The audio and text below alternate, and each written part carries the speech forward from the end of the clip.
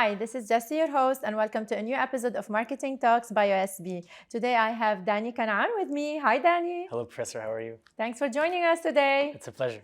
Danny, you are our undergraduate marketing student, and we are so happy that you also joined us today on this episode because we're going to talk about a very fun and nice topic. But before we launch the topic, I want to tell you something. It's been very tiring lately with launching this series of podcasts and telling everyone that marketing talks are available on both YouTube and Spotify. And I've been telling them again also to turn on the alert feature so that they get the notification. I've been so tired. Do you have any solution for me? Like, honestly, I think you can get some new ideas if you grab a sip of Red Bull. Red Bull? Yeah. That's a good idea. Mm-hmm. Let's have a sip. Yes, let's do let's it. go. Let's go for it.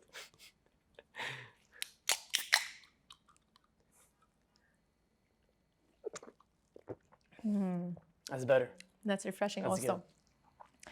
Thank you. That's a very good tactic.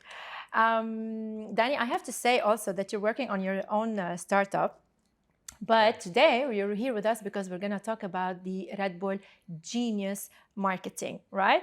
And I want to ask you first, what does it mean to you, Red Bull, and to your generation? What does it mean to you? Yeah. So Red Bull is the energy drink for our generation. Whether it's in sports, staying up all night studying, and even in the party scene. So for us, it's the biggest energy drink in the world. It's what keeps us going, and honestly, it's an inspiration for our lifestyle. Yeah, and I remember the way they started was focusing and targeting you as university students. Can you tell us a little bit about the beginnings of Red Bull? Yeah, so when Red Bull started, they needed to penetrate the market. And knowing that their brand was going to be, branded around the youth, this energetic and fun lifestyle, they went for students. So in the US and Europe, they aimed at university students. Yes. They went for student marketeers.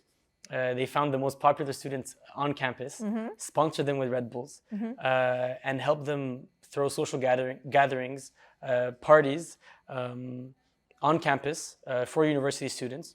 And the entire event was sponsored by Red Bull. So you had their logo everywhere. You had Red Bulls in all the events. And with time, it became one of the favorite drinks among the youth, among people in their 20s, among university students, not only for partying and giving them that energy, but also for studying.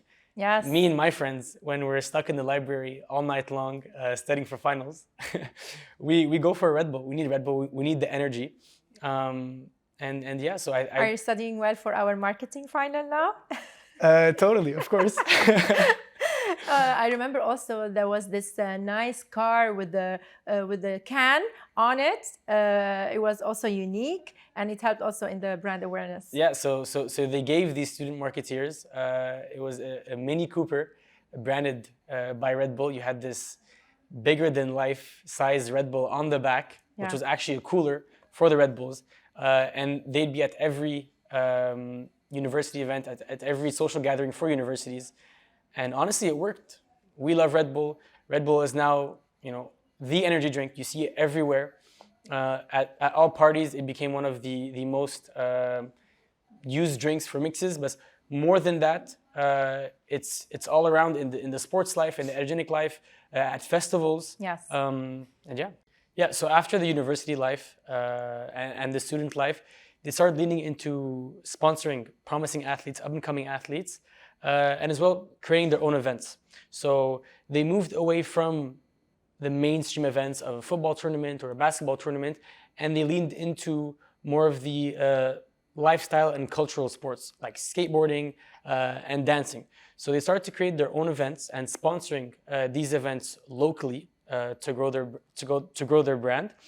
And then, through sponsoring up-and-coming athletes, promising athletes that were in these cultural and lifestyle-like sports, they started to grow their brand, and with time they were able to acquire some of the biggest names in all sports. I mean, they're involved in 100+ sports. I don't think there's a sport where they aren't sponsoring an athlete. And I mean, now they have. They even created their own teams, no? they created their own teams, and they even bought teams from all sports. I mean, they have over 5 professional football teams, most notably Redbull Leipzig in Germany. They have the New York Red Bulls that play in Major League Soccer, and I think, as most of the world knows, their own F1 team. So Red Bull Racing, Oracle Red Bull Racing, I think honestly is one of their best investments. I mean, they're about to win their 4th drivers' championship in a row.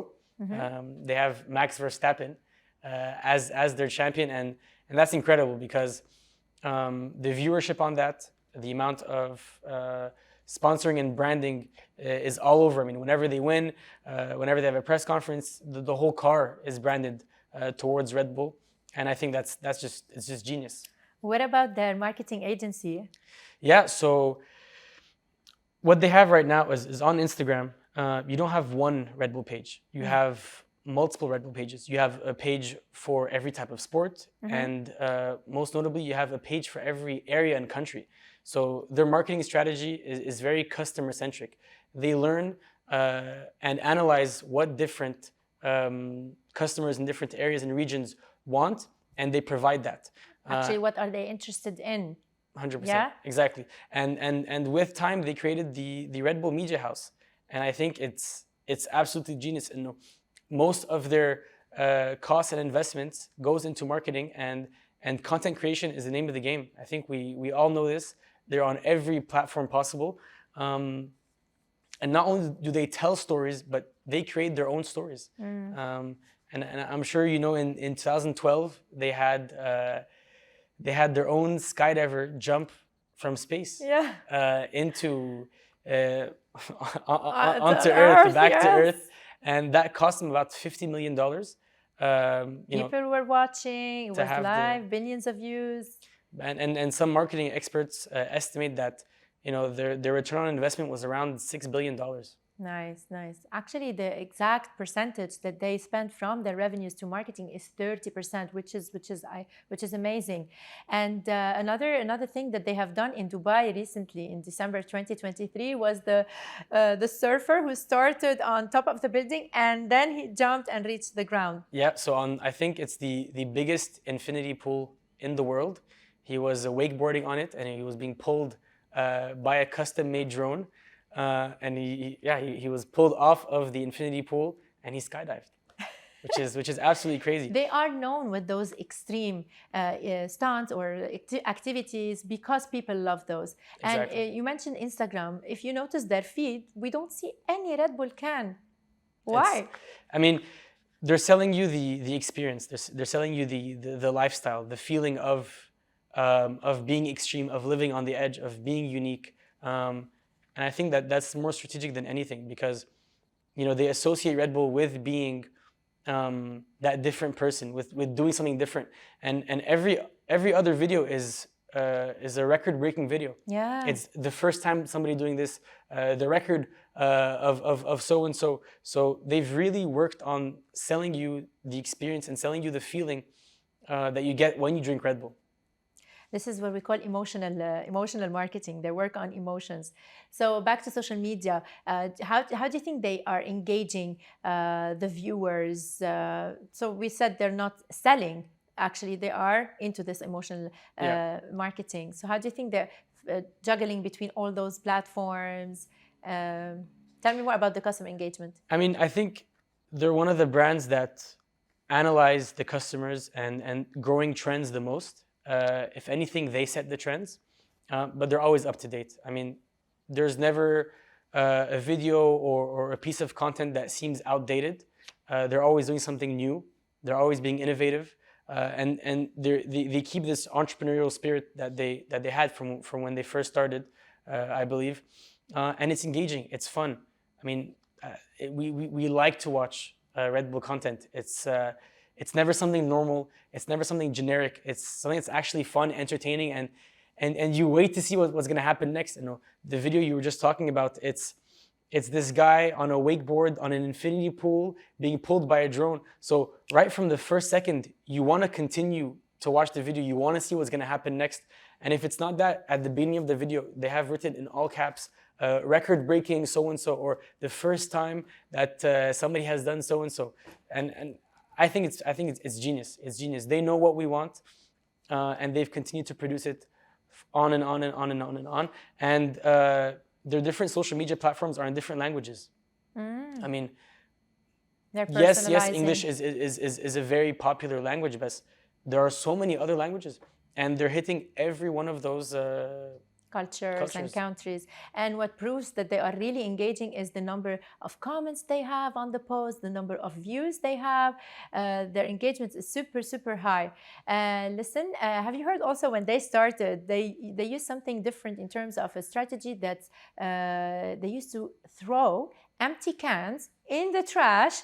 And this is how they made a buzz out of their brand to spread awareness and to penetrate the markets. Have you seen it? I believe, yeah, I think it was in the UK.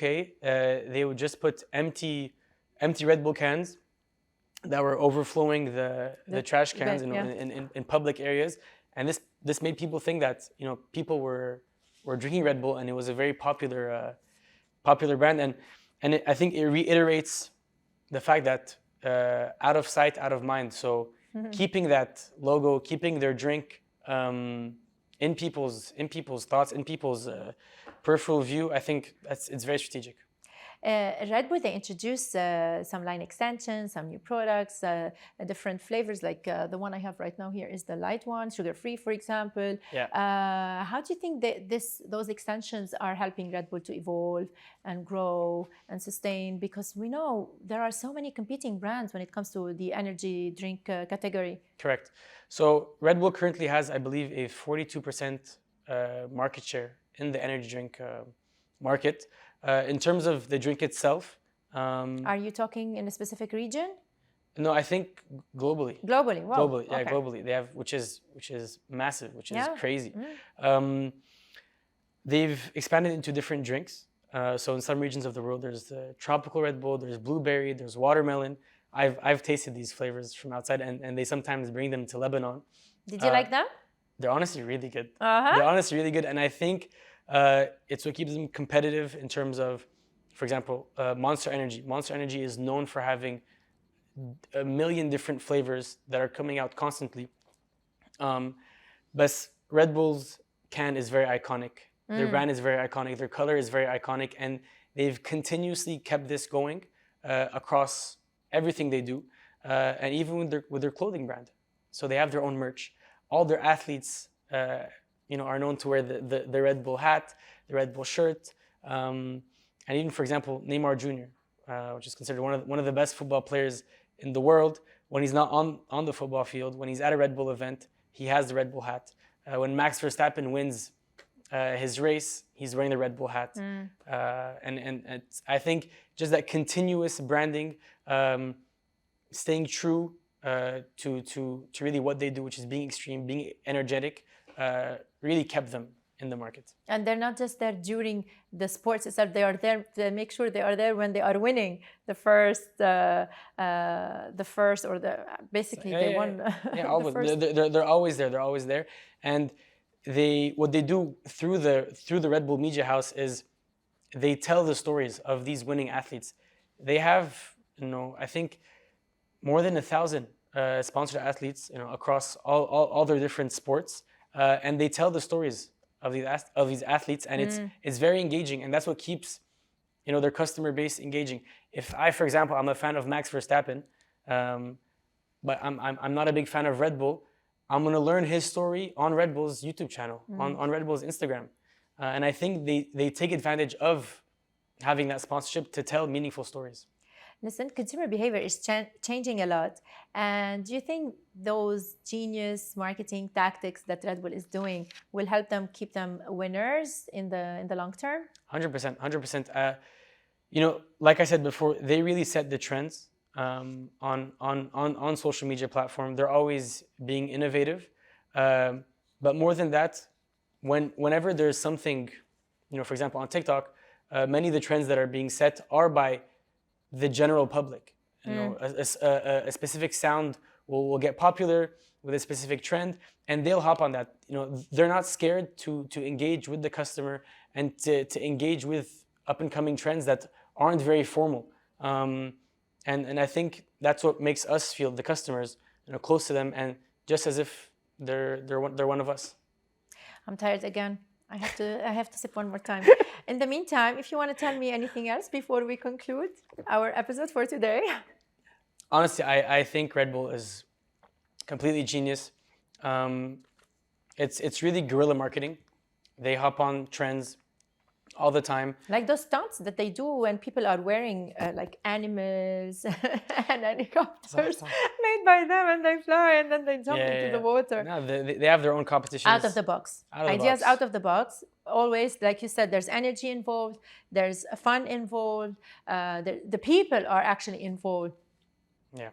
No, they're complete geniuses, and as long as, with what I know, I think as long as they continue to be innovative, they'll continue to be a big player in their markets. Also they are diversifying.